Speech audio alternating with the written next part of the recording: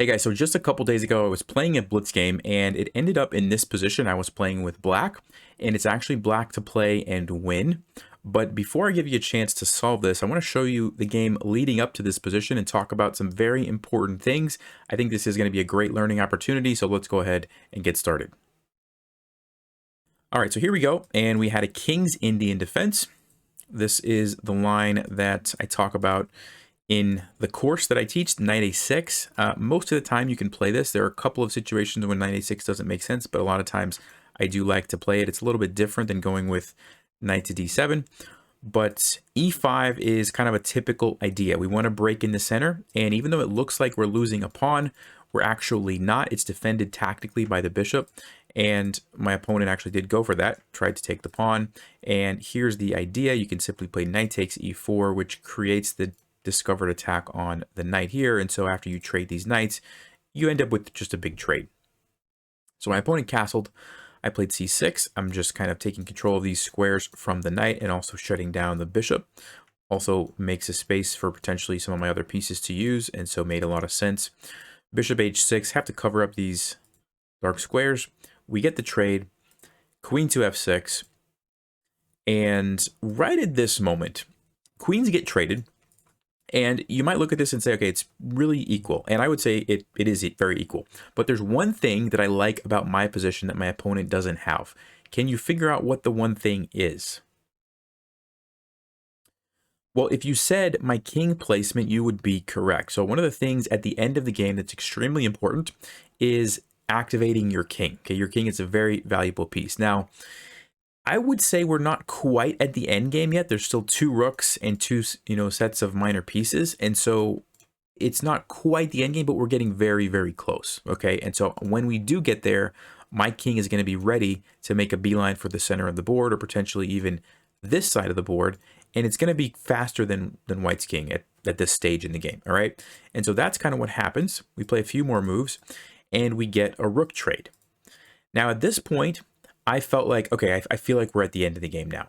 General rule, when the queens get traded in a couple sets of pieces, that's pretty much the end game, and this kind of felt like the end game to me. And so I played king to d4, using the fact that my king is much better placed than white's king. Okay, this is really the only advantage that I have in this position. Everything else, as you can see, is extremely equal. We got the 3 pawns here, we've got the 3 pawns here, we both have a knight and a bishop and a rook, but the kings are not the same, right? So I'm making use of that, and I'm doing it with a tempo. Okay. Now it's important to note that I'm not allowing this rook to go in anywhere and infiltrate my position by doing this, because I've got everything covered by my other pieces, right? And so I'm basically forcing the rook to go back. Okay. So here we go.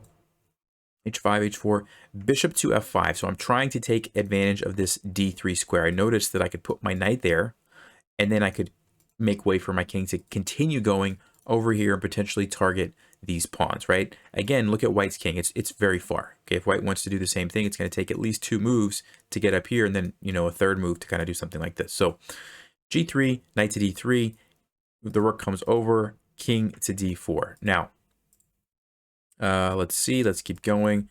At this point, okay, white is obviously attacking my knight, 1, 2, 3. I can't move it because it's pinned, but I already have it defended twice, and I have my rook ready to go, so I simply played king to C3, defending it again. Now, if white decides to trade everything, I'm very happy. Why am I happy? Let's just say, and actually that's almost what happened. They did trade a couple pieces, and if they would have continued and traded here, why am I very happy with this position? Again, it goes back to the king placement. These pawns are not going to be going anywhere, right away. It's going to take some time for white or me to figure out a way to break through. But over here, I've got a clear path. I'm just going to come over here, take these pawns, and guess what? I'm going to have 2 pawns that I can push. And what is white going to do about it? Nothing, right? So I was very happy with this endgame, and it just goes to show that at the end of the game, whoever has the most active king is probably going to have the best winning chances, all right? Now, my opponent decided to stop right here and leave the rooks on the board, which I think was a good decision. But, again, white still has a problem of how are they going to defend the position. Now, rook here looks like a very nice move for white. And this is pretty common in chess, I would say. You play a game, you play pretty well for most of the game, and you finally get into a critical position, a position where you need to find a winning move. And if you don't find it, you might end up losing the game. If you look at the time, I have 30 seconds left. My opponent has a minute and a half. And so I knew, I kind of could sense like this is the moment when I need to find a win here, right? My king is ideal position. But the problem is if I follow, well, actually, before I say anything, let's just see if you guys can find it. Black to play. What move should I play here to win the game? All right, if you had a chance to look at that, let me talk through now what I was kind of going to say before. So if I just kind of follow the general thought process of like, okay, let me take the pawn. White's going to take my pawn. And yes, I can take this with my rook, but then White's going to take here. Actually, my king is now misplaced because it's on this side of the board, but there's nothing else happening over here. And White's king is actually the one closer to the pawns. Maybe I can still draw this, but if anybody has an advantage now, it's going to be White, right? So this is important. Like sometimes you get these critical positions and you got to really slow down and find the right move, okay? And so if you guys had a chance to do that, the correct move was A4. And the point here is that if White takes me, first of all, I'm going to recapture, which saves my pawn, also gets it a little bit closer, and now I'm ready to push it, come over here, take this, and get a queen, or at least use this as some sort of decoy. And if White takes here, which was that what happened in the game? I can't remember. Yes, that's what happened in the game. I'm going to play this move, A3. And the point here is I don't really care about that I just lost this pawn, because what did I get in return? I got 2 moves with this guy, and now I'm just ready to take this, move out of the way, and get a queen. And it's actually good for me that this pawn is here because it's blocking White's rook. They can't even check me because their pawn is in the way, right? So that was the winning line.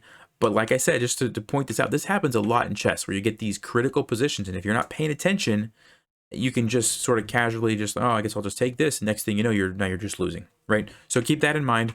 But after this, it's a relatively easy win. There is a little technique here. Whenever you're pushing your pawn, trying to get a queen, and your opponent has the rook covering it, you have a couple of options. Sometimes you can just push it and get the queen, which would have been fine. But if you have your rook available, what you can do, and this is what I did, you can bring the rook over, completely blocking your opponent's rook, and then you don't even have to, then your opponent doesn't even have the option to sacrifice the rook for your queen. You simply just cut off the rook completely, and next move, I'm getting a queen, and White literally can't stop it.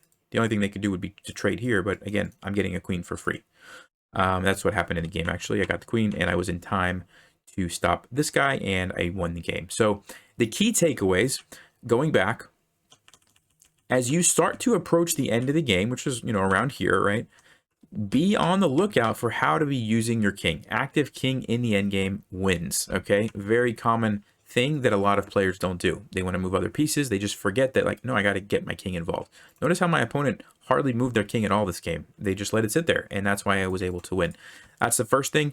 And then the second key takeaway was, and you never know when these moments are going to pop up, but when they do, you have to be ready. You got to be able to kind of recognize these key critical moments and be able to find the winning continuation. If I didn't find A4 here, I'm pretty sure I would have lost this game.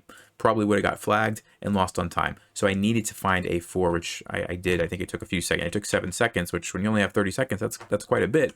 But I noticed that I could push it here, take this, and get the queen.